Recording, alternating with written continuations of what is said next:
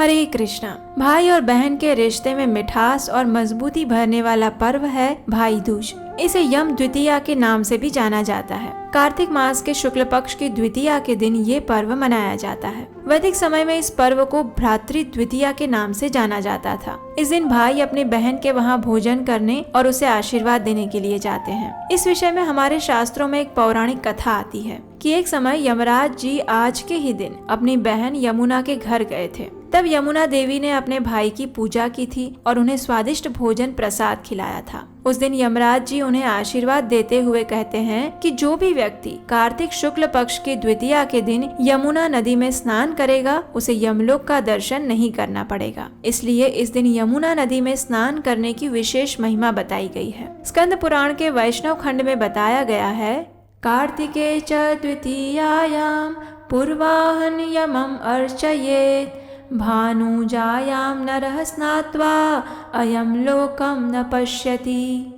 अर्थात सूत गोस्वामी कहते हैं कि कार्तिक शुक्ल द्वितीया के दिन यमुना में स्नान करके पूर्वाहन में यम की पूजा करने वाला कदापि यमलोक का दर्शन नहीं पाता है। कार्तिक शुक्ला के द्वितीय दिन यमुना अपने गृह में यम का पूजन तथा यम को भोजन प्रदान करती है। स्कंद पुराण में इस यम द्वितीया का पालन करने की विधि कुछ इस प्रकार बताई गई है। द्वितीया की तिथि को ब्रह्म मुहूर्त में उठकर मनुष्य को अपने स्नान इत्यादि कर्मों से निवृत्त होना चाहिए। अपने मन में परम भगवान श्री कृष्ण का स्मरण और अपने लिए हितकर बातों का चिंतन करना चाहिए। भगवान श्री हरि की पूजा आराधना करने के बाद हरे कृष्ण महामंत्र का अधिक से अधिक मात्रा में जप करना चाहिए। तत्पश्चात स्वच्छ वस्त्र आभूषण धारण करके यदि संभव है तो औदुंबुर वृक्ष के नीचे जाकर अष्टदल कमल बनाकर उसमें भगवान श्री नारायण की पूजा करनी चाहिए। उन्हें चंदन, अगरू, धूप, दीप, पुष्प, नैवेद्य और नारियल अर्पित करें और फिर ब्राह्मण को गाय का दान दें। यदि गाय का दान देना संभव नहीं है तो अपनी क्षमता अनुसार कुछ भी दान दे सकते हैं। तत्पश्चात अपने परिवार के वरिष्ठ लोगों को प्रणाम करके उनके आशीर्वाद लें और फिर पुरुष को अपनी बहन के घर जाना चाहिए। बहन को अपने भाई का तिलक, अक्षत आदि से स्वागत करना चाहिए। उसे भगवान को अर्पित भोजन प्रसाद खिलाना चाहिए और भाई अपनी क्षमता अनुसार बहन को आशीर्वाद और वस्त्र, अलंकार इत्यादि प्रदान कर सकते हैं। जो भी व्यक्ति इस प्रकार यम द्वितीया का पालन करता है वो अपमृत्यु से मुक्त हो जाता है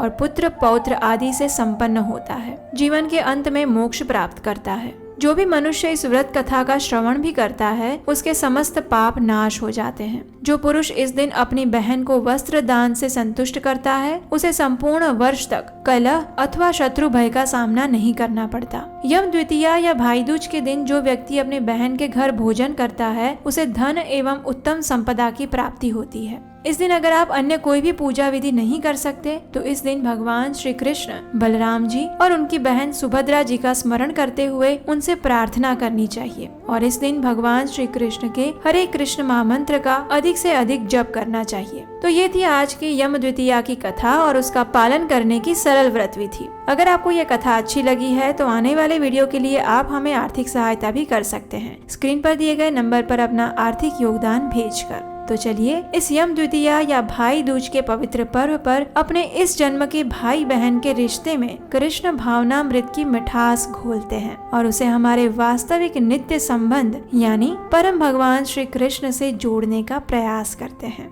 हरे कृष्णा।